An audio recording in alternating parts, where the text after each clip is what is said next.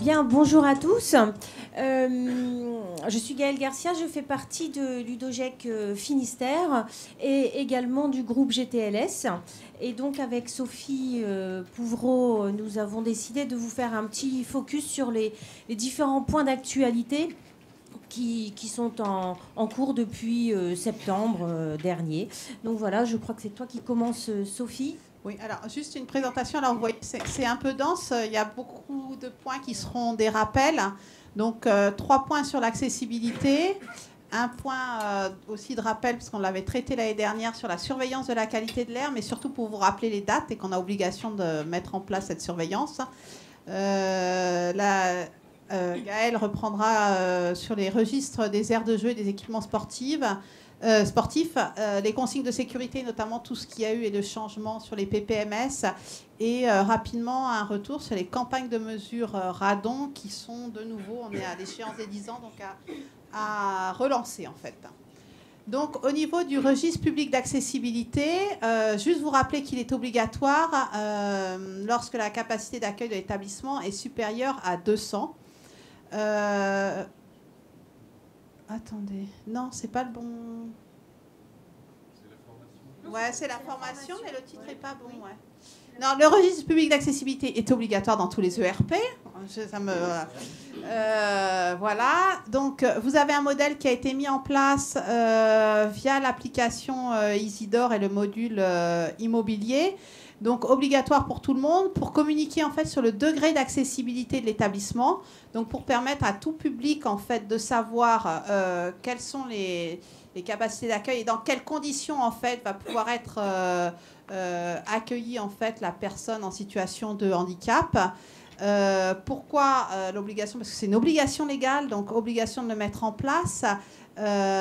Donc ça vous permettra d'attester du respect de la loi, de voir que vous êtes dans la démarche de mise en accessibilité si toutefois votre établissement n'était pas accessible actuellement. Donc vous avez tout un retour à faire sur les ADAP et la mise en œuvre de l'accessibilité dans votre établissement. Ça permet donc du coup de valoriser en fait les actions de votre établissement en matière de mise en accessibilité de handicapés. Et surtout pour les établissements qui ne sont pas actuellement accessibles, notamment quand vous avez une aide humaine, de pouvoir le signaler, chose qu'il n'y a pas en fait dans l'ADAP. Enfin, c'est vraiment les réglementations techniques et réglementaires. Donc dans le cadre de votre registre de sécurité, vous pouvez prévenir que vous avez une aide humaine dans l'établissement. Voilà, donc le contenu, c'est une fiche informative. Donc ça, vous le retrouverez, tous ces éléments, vous le retrouvez sur le site de l'AFNOGEC. L'objectif, c'est pas de rebalayer. Donc toute une partie sur les fiches, une fiche informative. Les pièces administratives, notamment les ADAP, les attestations d'accessibilité, les calendriers, etc. Et le document qui est du ministère, en fait, sur l'accueil des personnes en situation de handicap. Voilà, à destination des personnels. Il doit être mis obligatoirement. Alors, l'objectif, ce n'est pas uniquement de le mettre, c'est aussi d'en prendre connaissance dans vos équipes. Voilà.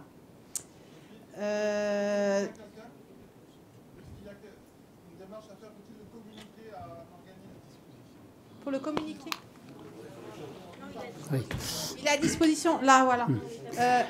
Oui, alors, au niveau de la publication, il doit être obligatoirement mis à l'entrée accessible de votre établissement, soit en version papier, soit une tablette, version numérique. Et pour ceux qui ont un site, ils peuvent aussi le mettre à disposition sur le site, notamment pour les personnes qui ont des soucis de déplacement. Ça peut être intéressant qu'il puisse être accessible au niveau du site de votre établissement pour que la personne puisse prendre connaissance en fait des possibilités d'accueil en amont en fait du déplacement. Le registre, donc vous pouvez le créer via l'application immobilier. Donc vous avez un registre, ça se fait, c'est assez rapide une fois que vous avez tous les documents administratifs, toutes les pièces justificatives. Voilà. Et en fait, ça vous permet aussi de l'avoir en PDF non modifiable pour permettre en fait la mise en ligne sur le site de l'établissement. Oui, Sophie, simplement, on nous pose des questions concernant l'accès possible et le code pour pouvoir entrer sur le site de la FLOGEC, chez Isidore, etc. Alors, Isidore, Pour expliquer. chaque établissement ont le même code en fait que pour l'ensemble des applications enseignement catholique, donc Ange 1D, 2D, c'est ça, je ne sais plus exactement le... Voilà. Pour tout ce qui est réseau OGEC, UDOGEC, à ce moment-là, il faut passer par votre UDOGEC pour obtenir le code. Voilà. Alors, les associations propriétaires, pour l'instant, on est en discussion. Il faut qu'on voit quelle ouverture, en fait, on fait à l'application immobilier pour pouvoir vous créer des codes spécifiques et pas forcément vous donner accès à l'ensemble des applications FNOGEC. Voilà. Donc, et on voudrait, en fait, on va travailler là sur un cahier des charges avec certaines associations propriétaires pour voir, vous, par rapport à ce qui a été mis en place pour, on va dire, les gestionnaires d'établissements, ce qu'il vous faudrait spécifiquement en plus ou à aménager au niveau des associations propriétaires. Parce que vous allez peut-être avoir des demandes. Donc là, on va travailler sur un cahier des charges avec différentes représentants d'associations propriétaires et l'Union Saint-Pierre pour construire un cahier des charges et pour qu'à la rentrée prochaine, on puisse soit ouvrir la totalité, partiellement les modules, ou créer aussi des modules qui seraient plus spécifiques aux associations propriétaires. Donc au niveau de... Alors là, ça passe le registre public d'accessibilité. C'est vraiment au niveau de l'application immobilier de la plateforme Isidore. Donc formation des personnels. Donc voilà, je ne sais pas pourquoi. Donc formation des personnels, donc il va être obligatoire pour les établissements accueillant plus de 200 personnes. Donc il est obligatoire déjà depuis la rentrée passée. Il va falloir donc le mettre en place. Ces actions de formation doivent être mentionnées en plus dans le registre public d'accessibilité. L'objectif est d'accueillir correctement les élèves, leurs familles et tout autre public en prenant en compte leurs besoins. À cet effet, en fait, on va faire une journée de formation. Donc, on a lancé la formation en fait, d'ambassadeurs de l'accessibilité. La journée de formation aura lieu le 27 mars, donc dans quelques jours. La formation a été construite en partenariat avec l'UNAPI, qui est une fédération qui regroupe en fait différentes associations de défense des personnes en situation de handicap.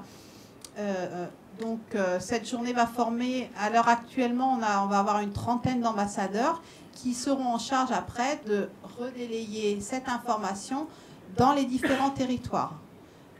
On va se rapprocher également de la délégation ministérielle de l'accessibilité, notamment pour voir comment ces formations pourraient répondre à l'obligation de formation pour les établissements de plus de 200 élèves. Voilà.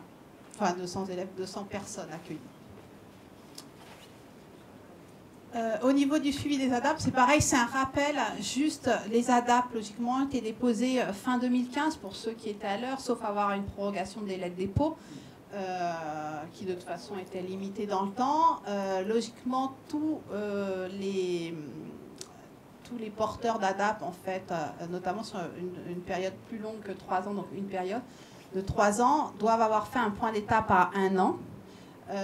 Et notamment ceux qui vont rentrer, qui ont déposé des ADAP donc sur une période de 6 ans, vont rentrer en fait à l'obligation de dépôt d'un point d'étape à mi-parcours. Donc là, juste c'est pour vous permettre d'anticiper pour ceux qui sont sur des ADAP on va dire, entre 3 et 6 ans. Logiquement, soit ils ont fait un point d'étape à mi-parcours, soit ils vont avoir l'obligation de le faire d'ici la fin de l'année. Donc rentrer dans cette démarche. Pour l'instant, les préfectures ne sont pas à aller regarder si tous les OGEC ou propriétaires ont déposé leur point de situation. Il y a encore beaucoup de ERP qui n'ont pas déposé leur ADAP. Alors, je ne parle pas d'établissements catholiques, mais des ERP en général. Donc, pour l'instant, les services préfectoraux sont plus dans la recherche de celui qui n'a pas déposé l'ADAP. Alors, s'il y a un établissement qui n'a pas déposé l'ADAP, il est urgent de faire. Voilà, mais bon, logiquement, ça a été fait dans les délais par la totalité des établissements. Par contre, bien penser que vous allez avoir un point d'étape à mi-parcours pour ceux qui sont sur une période de 3 à 6 ans. Donc, essayez d'anticiper parce qu'il va falloir dire effectivement l'état d'avancement de votre ADAP. Pour ceux qui ont la chance d'avoir fini les travaux de mise en accessibilité, ne pas oublier en fait que vous devez avoir une attestation de conformité à remettre réalisée par un contrôleur technique Et puis pour les ERP, une attestation établie par les signataires de l'ADAP pour clore en fait cette période d'ADAP. Sophie, excuse-moi. Je le dis parce que j'ai fait un contrôle dans une... Oui, je le dis parce que j'ai fait un travail, on a fait un travail avec un UDOGEC la semaine passée, justement pour les points d'étape et les choses comme ça. On s'est aperçu que énormément d'établissements n'avaient pas, alors qu'elles ont sur leur ADAP prévu des demandes de dérogation, n'avaient pas lancé des demandes de dérogation. Alors que celles-ci auraient dû être faites dès la première année.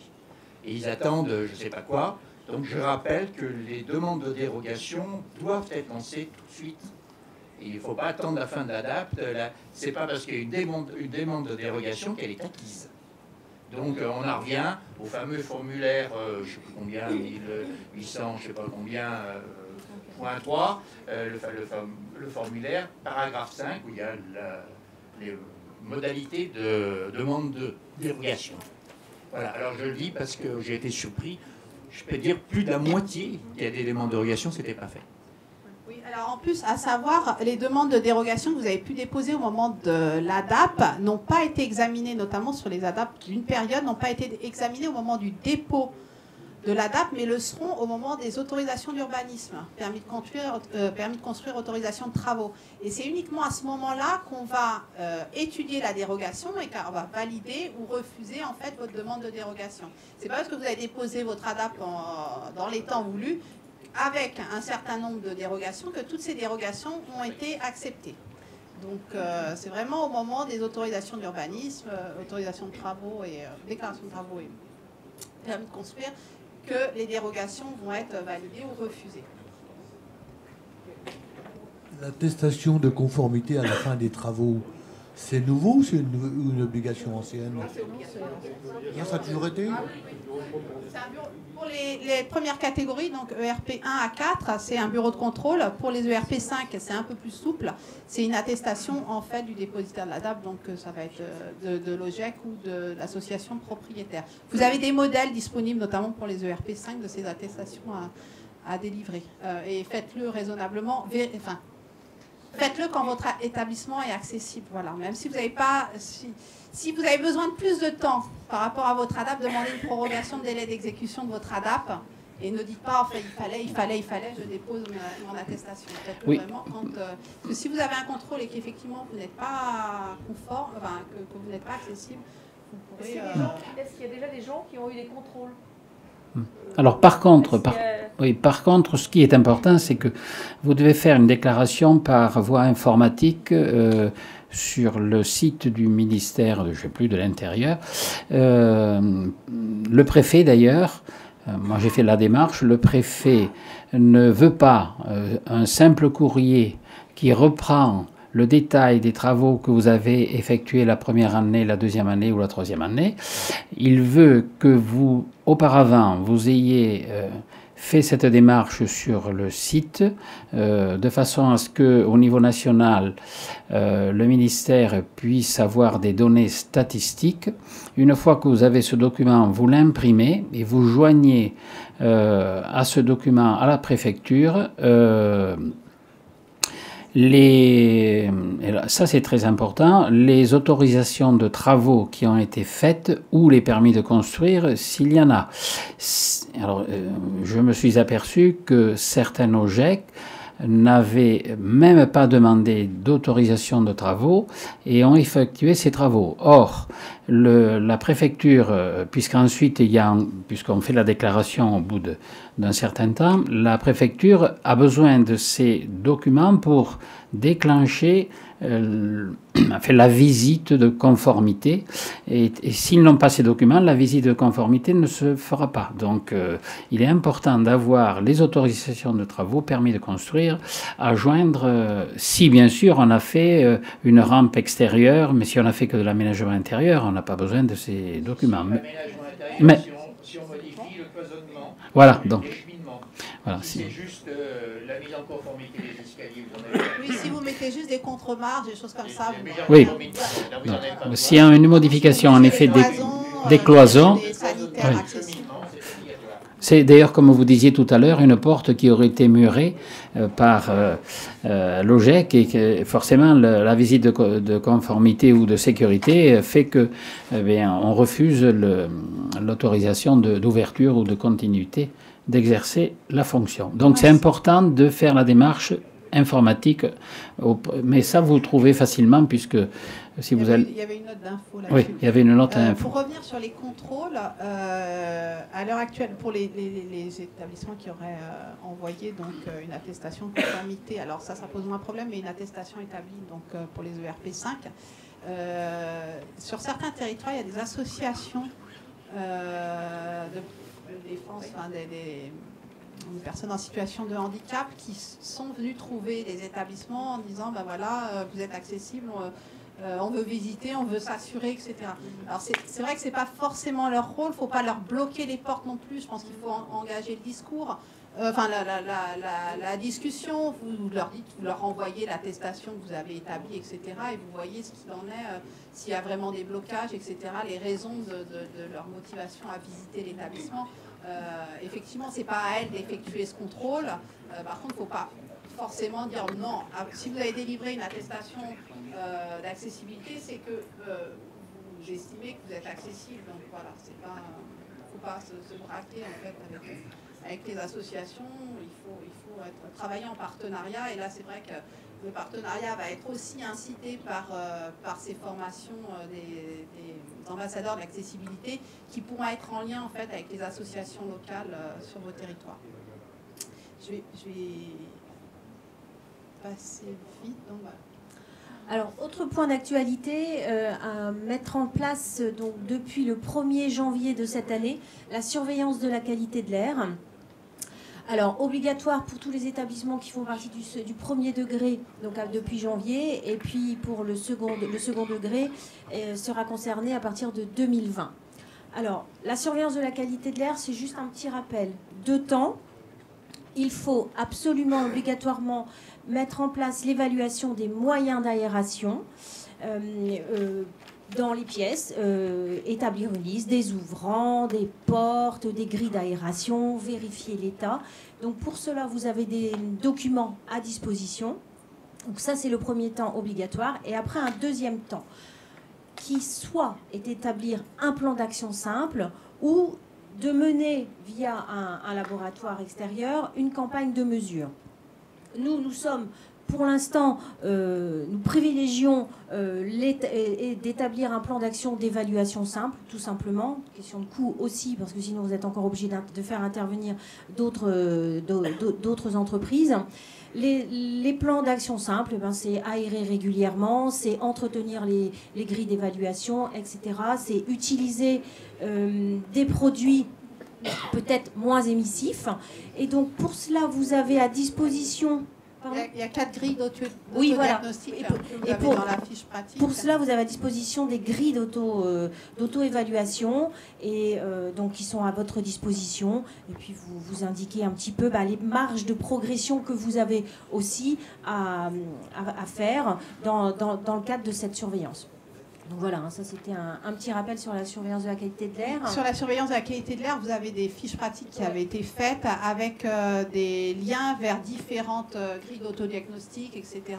Donc il ne faut pas hésiter à les consulter sur le site de la FNOGEC sur la rubrique immobilier pollution du bâti. Voilà, on a réorganisé il y a quelques temps, donc, notamment pour retrouver cette fiche spécifique à la qualité de l'air. Un petit focus sur les aires de jeu et les équipements sportifs. Tout simplement, je ne sais pas ce qu'il en est sur vos territoires, mais nous, dans le Finistère, nos établissements ont eu des visites inopinées des services de l'État pour vérifier la qualité des aires de jeu et des équipements sportifs. Et donc, nous sommes rendus compte que, voilà, sur certains établissements, il y avait peut-être quelques petits oublis. Donc, rappel de l'obligation de tenir un registre d'entretien de ces équipements. Donc, dans ce registre, vous allez avoir toutes les notices, les attestations, les rapports, les visites des bureaux de contrôle, notamment avant la mise en service des équipements. L'idée est d'effectuer 3 types de contrôles. Un contrôle mensuel, trimestriel, annuel, et de consigner toutes les observations dans ce registre. Alors, nous en avons créé un registre. Alors, j'ai mis modèle de registre prochainement disponible. On est en train de le transformer en version PDF remplissable, pour que ça soit un petit peu au plus, sein du GTLS, simple du pour coup, vous. on va, sur le modèle un peu du registre public d'accessibilité, on va vous créer en fait un modèle de registre des aires de jeu et des équipements sportifs qui sera également en ligne via, je pense, l'application Immobilier, et qui sera aussi en PDF modifiable dans un premier temps et non modifiable pour ceux qui le souhaitent communiquer. Différentes grilles avec tous les points de vigilance à avoir. Alors sur les différents types de contrôles, mensuel il est plus simple, plus rapide, un peu plus compliqué en trimestriel, et puis annuel on va aller un petit peu plus loin dans le contrôle. Voilà, ça c'était un petit point de vigilance à avoir. Autre point de vigilance que nous maintenons de toute façon depuis maintenant des mois, et à la rentrée nous avons été à nouveau sensibilisés sur le PPMS, et notamment sur les consignes de sécurité Vigipirate, et donc la vigilance bien sûr est maintenue.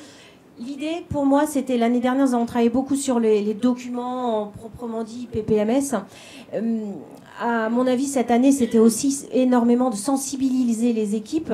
Vous êtes sensibilisés dans vos établissements, mais sensibiliser tout le monde, car tout le monde est acteur de vigilance. Et on est à un stade où nous devons, je pense, développer un petit peu plus la culture de sécurité, et donc sensibiliser toutes les personnes qui sont acteurs dans l'établissement. Donc rappeler les points de vigilance, contrôle des accès, mettre en place des équipements lorsque l'on peut. Je sais pertinemment que les budgets sont aussi serrés sur la mise en place de ces équipements d'alerte notamment.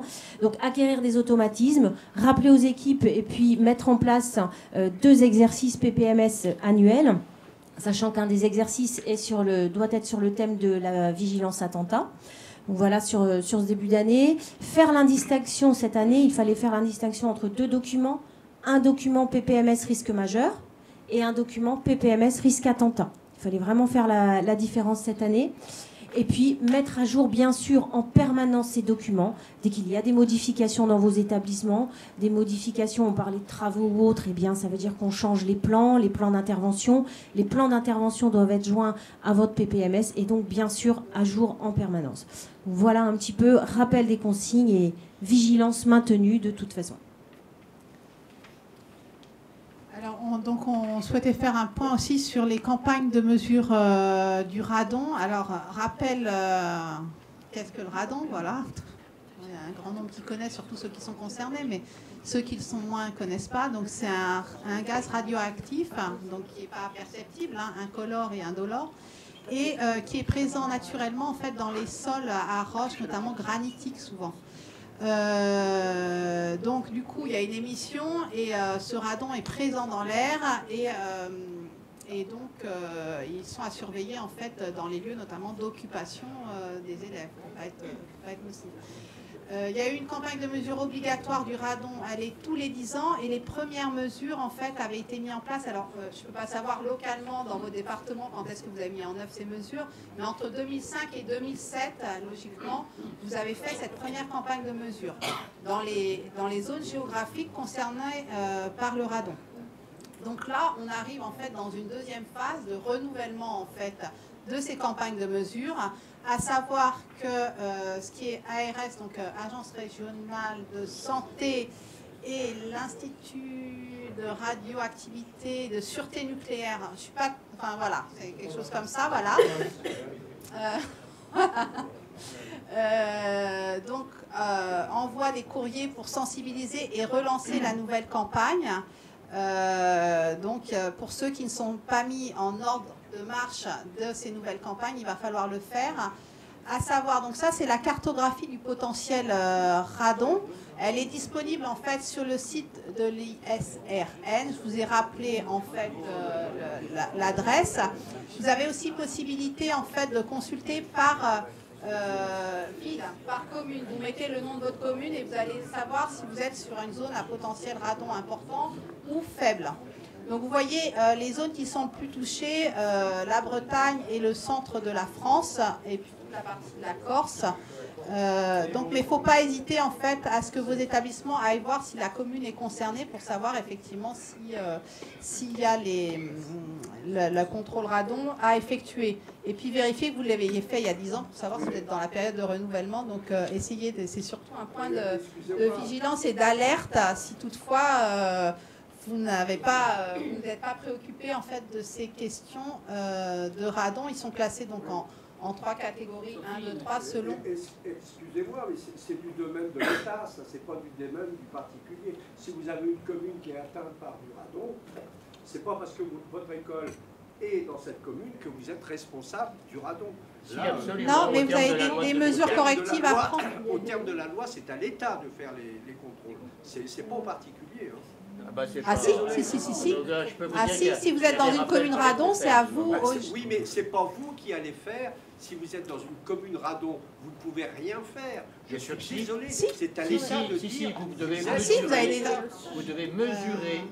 Voilà, vous avez en fonction des mesures, vous avez des travaux à faire. Voire vous avez une interdiction d'exploiter dans certains locaux. Donc, si la commune est atteinte, il faut raser la commune. Non, mais c'est la propriété du sol. Là, Non, c'est pas ça. Mais je ne vous dis pas le contraire, mais la loi est là. Ah oui. La loi est là. Prenez la loi de 2004 sur le radon, vous verrez. Moi, je suis originaire de Bretagne, donc je sais ce que c'est que le radon. Mais je dis que c'est pas l'idiotie. Non, mais que vous pensiez que ce soit une idiotie, vous avez parfaitement le droit. Mais on est en face d'une loi. Une loi qui date de 2004 avec une application en 2006. Qui demande... Comment ? On peut l'annuler, là. Ah bah oui, mais je suis d'accord avec vous, mais faites une demande auprès des députés pour qu'ils vous annulent la loi. Mais pour le moment, on est dans un cadre légal. Et je suis désolé, après on peut s'y soumettre ou pas, mais je peux vous dire qu'il y a des préfets, et je peux vous dire l'Aveyron par exemple, il y a moins de 8 jours, le préfet de l'Aveyron a tensé le directeur diocésain parce qu'ils n'avaient pas de retour. Parce qu'il n'avait rien à faire, le préfet. Mais peut-être, mais non, mais ça après on est je peux vous comprendre, mais on est dans un autre domaine. Après on se soumet ou pas à la loi. Mais nous on est établissement recevant du public et on est délégation de service public, on n'a pas d'autre choix que de se soumettre. C'est comme dans toutes les communes du littoral ou autres, où maintenant c'est le particulier qui est responsable du littoral. Non, c'est un problème d'État, c'est pas un problème de particulier. C'est votre point de vue, mais... La loi s'applique à tous, on doit s'y conformer. Là, effectivement, on s'aperçoit que certaines préfectures commencent à regarder, savoir si on a refait nos campagnes de mesure. Pour ceux qui avaient à le refaire, voilà, au bout de 10 ans, il faut rentrer dans la démarche. Je vais vous laisser la parole. C'est simplement pour faire un complément par rapport à ce que dit monsieur. Dans la salle, je suppose qu'il y a des élus, que ce soit commune, département ou région, et nous sommes tous confrontés, bien sûr, y compris donc les collectivités locales, à ce genre de choses. Et les collectivités locales, départements, régions, sont incapables de répondre à cela. Alors c'est vrai que nous, en tant que privés, en quelque sorte, on nous oblige à un certain nombre de choses, alors que les pouvoirs publics ne sont pas en mesure de résoudre tous ces problèmes. Et c'est pour ça que tout à l'heure, la remarque de monsieur est quand même assez justifiée, en disant qu'il faut raser toutes les écoles de toutes les communes. Les communes elles-mêmes ne font pas le boulot, parce qu'on ne peut pas le faire, on n'a pas les moyens. Si, vous avez les moyens. Mais attendez, monsieur, je connais ça par cœur aussi. Bon, effectivement, mais la première chose, c'est déjà de connaître, est-ce qu'il y a une identification ou pas, est-ce qu'il y en a ou pas. Par commune, on le sait déjà. Oui, mais bon. Si, mais, je veux dire, on peut contester effectivement le bien fondé de cette réglementation. Oui, mais après, qu'est-ce qu'on fait? On fait une démarche auprès de l'État en demandant qu'on annule cette disposition. Nous avons tous des députés dans toute...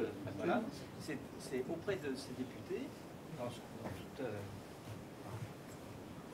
Nous avons tous des députés auprès de toutes les circonscriptions et d'appeler leur attention. C'est vrai qu'il est tout à fait étonnant quelquefois d'interroger un député qui ne sache même pas la loi qu'il a votée. Mais c'est à nous aussi de faire pression auprès de ces députés qui prennent ces lois. On est bien d'accord?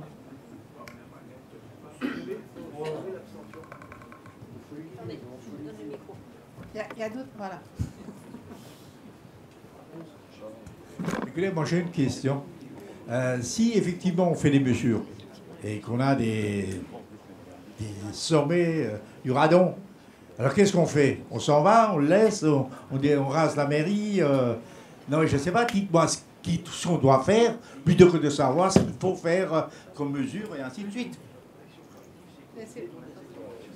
Qui peut me répondre? Les textes précisent quelle est la démarche. Alors qu'est-ce qu'il faut faire? Ben, la démarche, si vous êtes au-delà des 400 mégahertz par mètre cube, vous devez prendre des mesures d'aération, de ventilation et d'étanchéité par rapport au sol. Et si j'en ai à l'extérieur aussi? Ah, mais à l'extérieur, il n'y a pas de concentration. Donc il faut juste ouvrir les fenêtres. Non, non, mais il faut ventiler. Le problème, c'est un problème de concentration. C'est comme tous les polluants. Ouais. La qualité de l'air, c'est un problème de concentration. C'est pas le fait qu'il n'y en ait pas. On sait bien qu'il y a du CO2, qu'il y a des phtalates, il y a plein de choses. Après, c'est un problème de niveau de concentration. Merci pour la réponse. D'autres questions sur le radon qui... Est-ce que vous avez une notion des écoles qui ont été impactées et qui ont eu des taux supérieurs à 400 dans les premières campagnes? Alors pour l'instant non, c'est vrai qu'en plus il y a 10 ans ça a été géré très très localement. Pour l'instant sur l'application immobilier, ceux qui rentrent dedans peuvent mettre leur premier diagnostic radon et éventuellement le deuxième s'ils ont été soumis. C'est vrai que la question s'était posée plus il y a une dizaine d'années. Ceux qui sont rentrés déjà dans la démarche de diagnostic radon, c'est surtout aussi un rappel et ils doivent refaire en fait cette campagne de mesure. Les cartes ont été affinées, c'est pour ça que je vous ai mis l'adresse du site, parce que là vous pouvez rentrer par commune. Avant c'était vraiment par grosse masse de départements, là ils ont réussi à affiner au niveau communal. Et il se peut que sur un département qui initialement était en vigilance rouge radon, que vous ayez 2-3 communes, parce qu'effectivement ils ne sont pas sur ce massif granitique, enfin voilà, ne soient pas concernés par les campagnes de mesure radon. Donc c'est pour ça que je vous incite vraiment à aller voir sur le site, rentrer le nom de votre commune, savoir si vous êtes concerné ou pas, essayer de retrouver vos diagnostics radon qui ont été faits il y a une dizaine d'années, si vous les retrouvez. Et si vous ne les retrouvez pas, c'est pas grave, il faudra en refaire un nouveau de toute façon, parce que vous êtes soumis à cette obligation de campagne de mesure. Sachant que la campagne de mesure, elle doit s'effectuer entre septembre et mars. Voilà. Donc pour ceux qui avaient l'obligation là, ils ont loupé le coche pour cette année. Donc ne pas hésiter à vous rapprocher de vos préfectures en disant que vous allez lancer en fait la campagne de mesure l'année prochaine, et essayer de les rassurer, notamment dans les territoires où en fait il y a une remontée en fait des instances préfectorales. Après.